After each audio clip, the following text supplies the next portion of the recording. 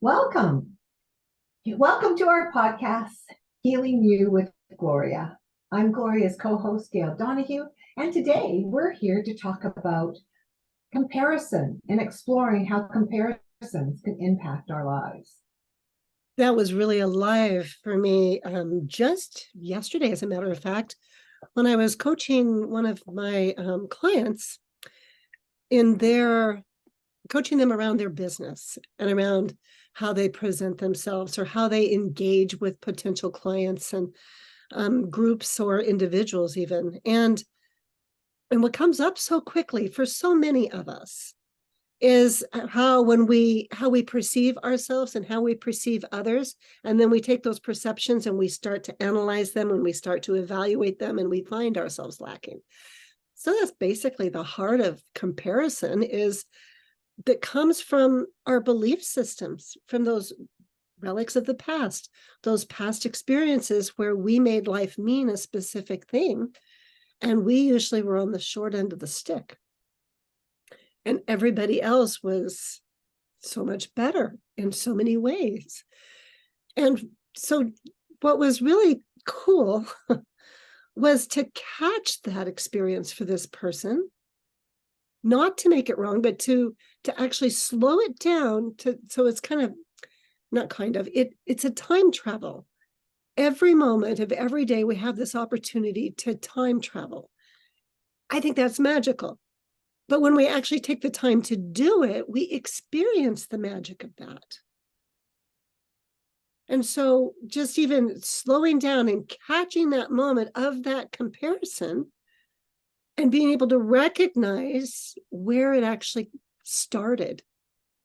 I'm just want to slow down the conversation a little bit and hear, have you reflect back what it is you're catching right there?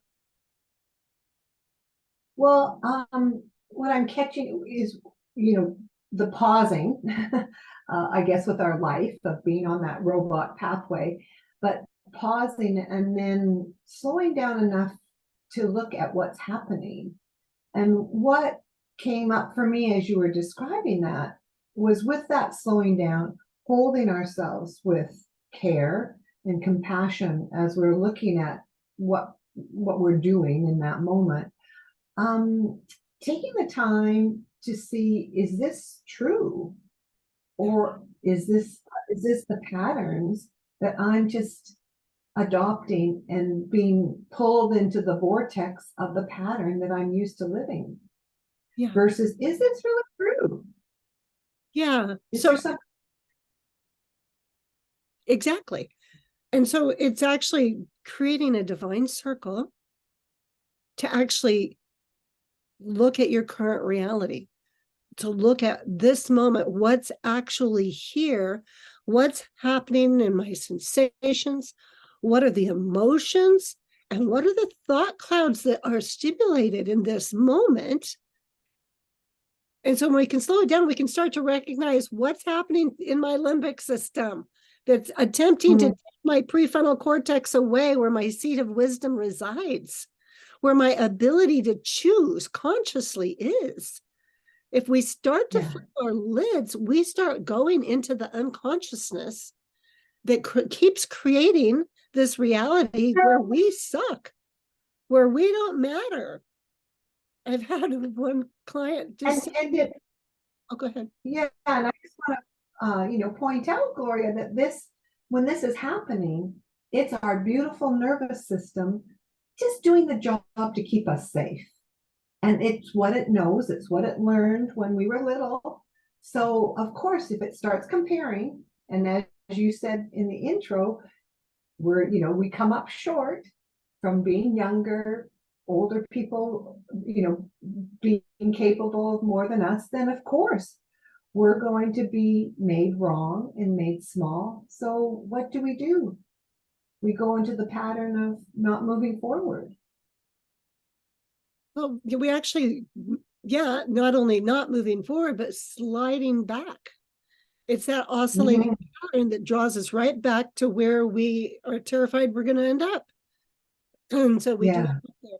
And yet, when we recognize it's our survival mode, that's just coming in to do its best to make sure we don't die, when we can Yeah. recognize it, we can actually step out of identifying and being it.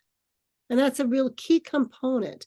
When we can time travel and slow time down enough to recognize what's happening, to identify the pattern, allow the feelings to be felt, they're there, but they don't have to actually drive your behavior. And they don't have Yes. to drive your thought life. You can recognize the thoughts and you can choose to come back, shake that off of your body, and step into your heart, so step into what you really want. And even though you feel these things and you can think these things, you can be propelled in your life towards what you really want and make that impact Yeah. instead. But it requires that we're honest with ourselves. And so when we can be honest about why we're comparing ourselves, we can begin to heal that pattern. Mm. Not by Yeah. denying, but by being honest about it. And when we have accompaniment in this journey, it just makes it so much easier. Because then we have It someone to does. celebrate with us as we take those first baby steps, one step at a time. Yes, exactly. Well, we'll look at another step next time we're together then. That's a perfect thing to do. Thank you, Gail.